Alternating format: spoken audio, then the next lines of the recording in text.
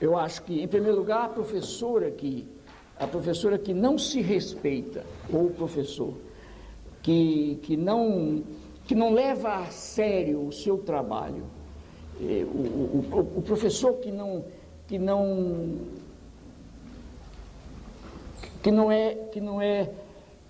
mantém horário, por exemplo. E eu sei que, ainda hoje eu falei muito sobre o desrespeito do poder público nesse país, desde que inventaram o Brasil. Até hoje, o desrespeito a educadoras e educadores é uma coisa que me ofende. E eu sou um professor, como é que eu diria, que tem uma situação diferente. Quer dizer, eu não sou a média, eu sou um professor atípico no Brasil. Não sou o tipo do professor. Mas o professor que não... Eu acho que o professor, nós, professoras e professores, temos que brigar. Acabar com essa mania de dizer que nós somos sacerdotes da educação. Nada de sacerdotes. O próprio sacerdote é um profissional. Entende? Não é um chamado para fazer essas coisas. Quer dizer, o professor é um profissional como o médico, entende? Como o engenheiro, como a datilógrafa, como a secretária. Entende? Então, a gente tem que ser respeitado e é preciso brigar nesse país para ser respeitado. Então, é preciso lutar. O que a gente precisa é aprender qual é a melhor forma de brigar, porque me parece que greve já não está funcionando bem. Me parece. A nível, inclusive, de operários, a greve está, com a globalização da economia, está cada vez menos eficaz. Entende? Mas os professores, precisamente porque fazem greve não na base da infraestrutura, mas da subestrutura, não têm poder de barganha. Então, passam 3 meses, o governador tem paciência e um pouco de cinismo, então ganha sempre a parada. O que precisa fazer não é parar de brigar, não, é cientificamente descobrir qual é o jeitinho que substitui a greve, para poder lutar no sentido de ser defendido. Agora mesmo nós comentávamos no carro a questão da dignidade do professor e da professora, quer dizer, nós temos que lutar não só pelo salário, mas pelo salário que faltando a nós, deteriora o senso mesmo de dignidade nossa. Quer dizer, nós temos que lutar, nós temos que brigar. Por exemplo, eu agora fiquei surpreso com a declaração do presidente eleito, Fernando Cardoso, sobretudo porque ele é um grande intelectual e ele não podia ter dito que o problema é gastar um dinheirão que se vai gastar para fazer baterias de teste para surpreender e constatar e provar a ineficácia dos professores. Puxa, isso foi profundamente mal assessorado o professor Cardoso, porque isso podia dizer um presidente de república, por exemplo, não sei, acho que nenhum presidente da república podia dizer isso. Vocês vejam que esse negócio de dizer que operário que não é competente nunca é uma mentira. Está aí, um homem competentíssimo, um dos maiores intelectuais desse país, professor em qualquer universidade do mundo, disse um disparate desse, que é preciso fazer o teste para mostrar que os professores... Isso é uma ofensa. E as companhias? Diga. Mal companhia. Pois é, um pessimamente assessorado. Mas ele mesmo mal assessorado não podia... Não tem assessor nenhum do mundo que me convença de dizer isso. É a cabeça dele. Eu conheço o Cardoso, a cabeça dele não é essa, o pior é isso, virou, mas é a convivência do PFL. Ele falou isso.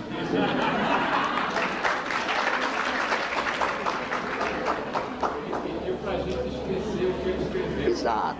Pois bem, voltando a essa coisa, não é possível pensar-se que o caminho da solução pedagógica do Brasil é comprovar a incompetência do professor. Em primeiro lugar, porque a incompetência do professor não tem a responsabilidade do professor. O professor é incompetente porque o Estado deteriorou as escolas de formação. É por isso. Segundo, o professor é incompetente porque o que ganha não dá para comprar nem jornal. Como é que pode comprar um livro de 30 reais, de 15 reais? Como é que pode comprar livro desse? Olha, aqui eu ganho alguns reais a mais. E claro, eu compro muito livro, porque viajo aos Estados Unidos, mas eu também recebo mais livro do que compro. Porque todo mundo que publica um acha que eu devo escrever alguma coisa e me manda. Eu não escrevo, porque eu não posso escrever sobre tudo. Mas tem os livros. E eu vejo o que custa isso. Então, o que o governo federal teria que fazer era guardar esse dinheiro que está pensando em gastar para fazer o teste da competência, para equipar, para lançar as universidades brasileiras na responsabilidade de cuidar do magistério público. Isso sim, convocar os professores de pedagogia, essas faculdades de educação do Brasil precisam virar brasileiras e não ser meias Harvards, entende? Não, tem que ser brasileira, não pode ser suíça. A Suíça não precisa da Universidade Brasileira porque já tem as dela. Tem que ser universidade para nós mesmos, quer dizer, um país que tem 33 milhões de gente morrendo de fome, 8 milhões de meninos sem escola. Não pode uma universidade de um país como esse se dar ao luxo de só dar aula para meia dúzia de estudantes que vão fazer pós-graduação, que puderam chegar a isso. Tem que dar isso também. Veja bem, eu não estou propondo fechar a universidade e acabar com a pós-graduação. Pelo contrário, a pós-graduação nesse país deu um impulso indiscutível ao país. Indiscutível. E eu sou parte de uma geração que não teve isso e que viu o que era antes e está vendo o que está sendo agora. Indiscutivelmente um avanço enorme, mas é preciso que agora esses PhD que o Brasil formou se voltem em favor dos professores do Nordeste que não têm curso nem primário e que são heróicos. Eu dei uma entrevista, depois da entrevista do professor Cardoso, uma rádio de São Paulo, nem sei qual foi, dessas que chama a gente em casa e põe a gente no ar. Me fizeram essa pergunta: o que o senhor achou da declaração do presidente eleito? Eu achei péssimo. Puxa, eu fiquei triste, porque eu não votei nele, mas eu esperava que isso jamais o presidente Fernando dissesse. Entendeu? É um absurdo. E falei, então, no dinheiro, que em lugar de gastar esse dinheiro, começa a preparar já equipes hoje e a trabalhar junto às universidades, no sentido de que elas cumpram essa tarefa de ajudar a formação docente. E a formação docente, política, pedagógica, tem que ver com esse problema que você lançou da disciplina. O problema da disciplina não é só um problema ético, não é só um problema pedagógico, porque é, sobretudo, também um problema político. Quer dizer, a educadora precisa estar muito clara do ponto de vista político de qual é a sua vocação, qual é o seu gosto, não vocação, qual é o seu gosto, qual é o seu sonho, qual é o tipo de sociedade que um de nós, como professor, pensa. Aqui tem uma pergunta sobre a qual eu escrevi um livro. A pergunta é a seguinte: que tipo de argumentação é preciso para que se acabe com a nomenclatura de tia para a professora? Junto às crianças e junto aos pais. Tem uma história da minha neta, a neta da Anitta, que se decretou agora minha neta também. Quando esse livrinho saiu, meu, tia, professora sim, tia não, os pais dela estavam com ela lá em casa. E eu dei um exemplar para os pais do livro que tinha saído naquela semana. É isso daí, exatamente. E aí, então, começamos a conversar sobre o livro. E eu comentei os temas do livro, o que é que eu tinha discutido, etc. E ela brincando. Depois a gente fica pensando que a criança brincando não está dentro do texto da gente, do contexto da gente, está. Quando foi 2 dias depois ou 3, ela chega à escola e chama a professora. E a professora estranha, acostumada a ser tia dela, e a segunda vez que ela chamou professora, a professora disse, o lapso freudiano, a professora disse, mas Marina, o que é que ela gostava muito da menina? Disse, Marina, o que foi que eu fiz com você? Você vê como essa professora estava absolutamente alienada já, não? Quase que sem salvação. Disse, mas Marina, o que foi que eu fiz com você para você me chamar de professora, como se fosse agora uma pena, não, um castigo? E Marina olhou para ela e disse, gente, você não viu o livro do Paulo Freire?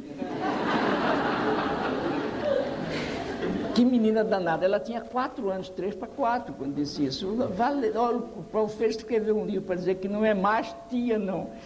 Bem, então a professora foi a mãe dela, não foi a casa dela, falou com a mãe da Marina e disse, o que eu fiz? Ela fez isso, disse a mim que foi o Paulo Freire que escreveu um livro, dizendo que não era mais. Ela disse, olha, ele realmente escreveu, agora, eu nem sabia que ela tinha entendido isso. Bem, mas agora ela está de novo na tia, viu? Está chamando tia. Olha, eu acho o seguinte, essa questão da tia, professora, tia, indiscutivelmente isso é uma expressão de natureza ideológica. Quer dizer, quando eu digo de natureza ideológica, eu quero chamar a atenção para algumas coisas. Por exemplo, primeiro, na medida mesmo em que isso a expressão de uma ideologia, isso não é absolutamente claro e transparente, porque a ideologia é mesmo opaca. Quer dizer, eu sempre costumo dar um exemplo muito, muito concreto para chamar a atenção dos alunos com relação à compreensão do conceito de ideologia. Por exemplo, quando a gente sai em São Paulo ou em qualquer outra cidade, de vez em quando a gente vê um aviso na estrada, luz baixa com névoa, não, como é que diz? Neblina, luz baixa com neblina. E a neblina, o que é que acontece é que a neblina, quando a gente sai uma manhã, por exemplo, se eu me lembro tanto da Europa, quando eu às vezes saía de casa para o meu trabalho e havia 30 metros de visibilidade para mim, na rua da minha casa, só que eu conhecia tão bem a minha rua que não tinha perigo de bater no poste. Mas as árvores da rua, por exemplo, eu via a sombra das árvores envoltas na neblina. Cada 30 metros a coisa ia melhorando, eu via mais na frente. O que acontece nessas ocasiões é que os objetos que ficam envoltos na neblina viram a sombra deles. Por outro lado, a névoa ou a neblina opera em nós não de verdade, mas uma espécie de miopia. Quer dizer, então a névoa, de um lado, miopiza a gente e do outro, opaciza a realidade. É isso exatamente o que a ideologia faz.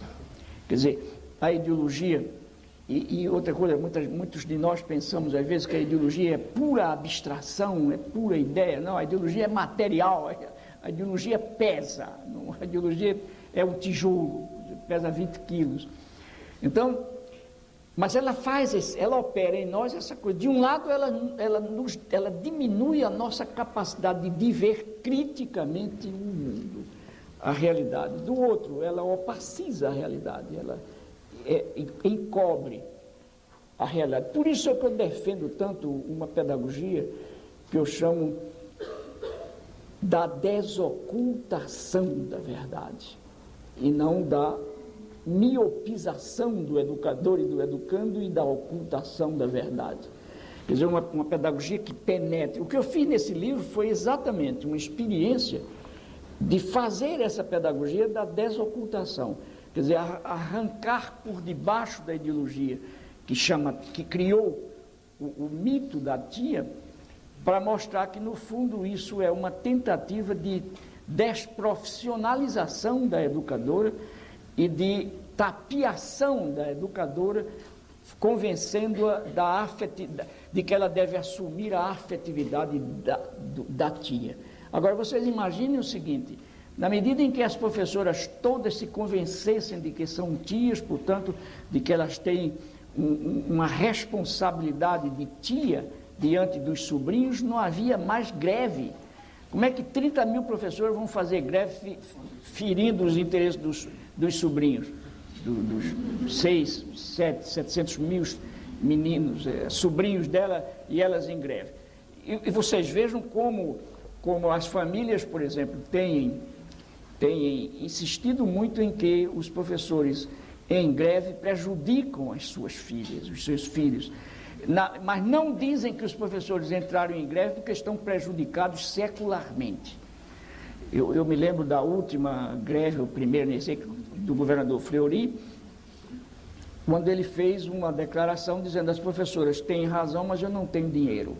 E nesse livro eu escrevi dizendo que era preciso que um dia o país chegasse a uma situação em que governador nenhum mais tivesse possibilidade de dizer isso. Porque isso é uma mentira, afinal também.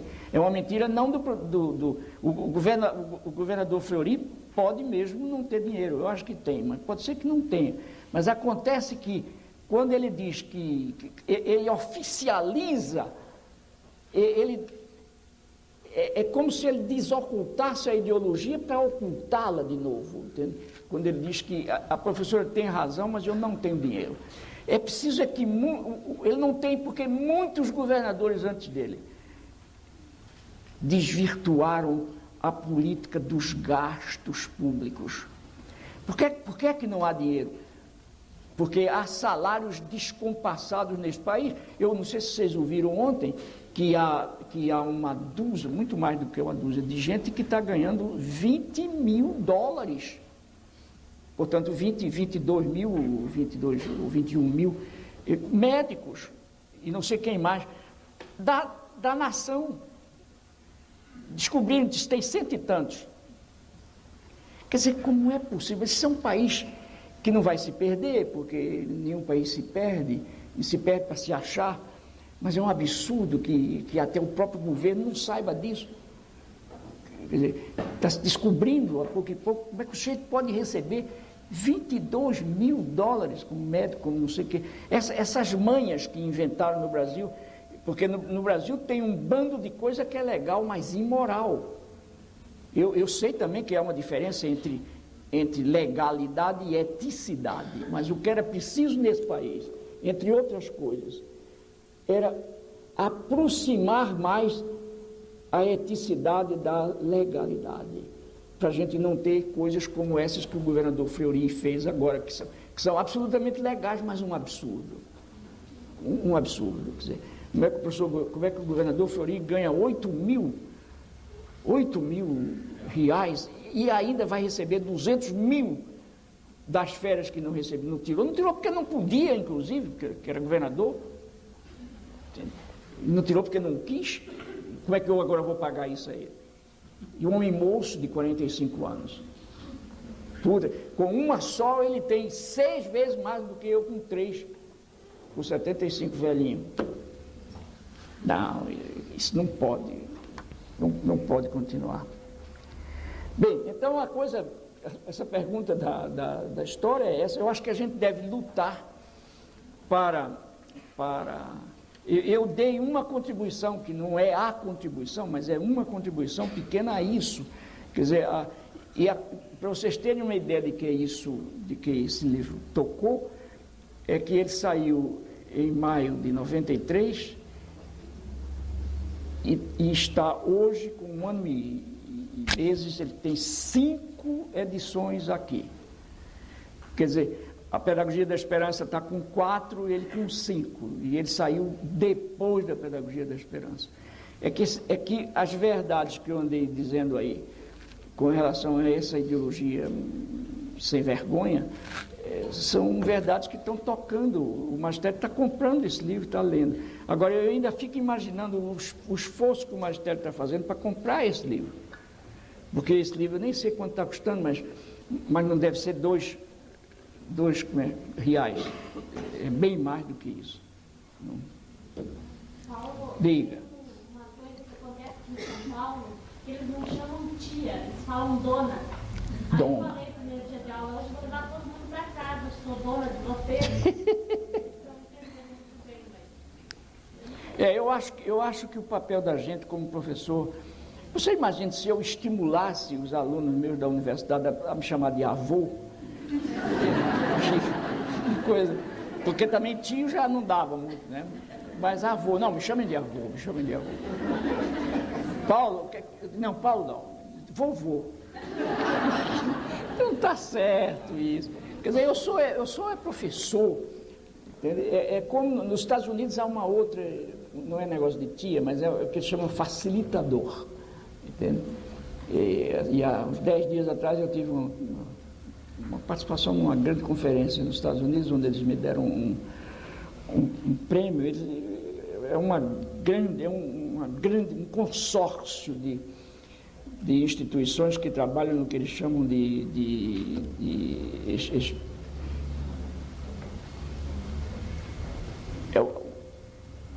a experiência pedagógica do aprender, é algo mais ou menos por aí. E eles instituíram um prêmio agora, para cada ano, 2 anos, eles vão dar esse prêmio a um educador do mundo qualquer que se sobressaia. E o primeiro foi dado a mim, porque tem meu nome. O prêmio agora vai ser Prêmio Paulo Freire, quer dizer, para ser distribuído. E era justo que eu fosse o primeiro, porque senão botar meu nome e não me dar o prêmio era meio chato. E falando lá, fazendo uma fala, eu falei um pouco dessa questão do chamado facilitador. Quer dizer, eu acho o seguinte, eu sou professor, agora como professor eu faço questão de facilitar o estudante. E facilitar o estudante, para mim, é ser sério, é desafiar o estudante a ser sério também. Entende? Estudante que... Eu acho o seguinte, o professor que passa na vida de um estudante como um sujeito fraco, como um sujeito fácil, como um sujeito inseguro, como um sujeito sem vontade, como um sujeito sem força, passa de forma desrespeitada pelo aluno. Quer dizer, o aluno respeita... O jovem não quer safadeza, o jovem quer seriedade, entende? No momento em que uma juventude aceita e entra em conivência com a debilidade ética, é que o país está perdendo-se.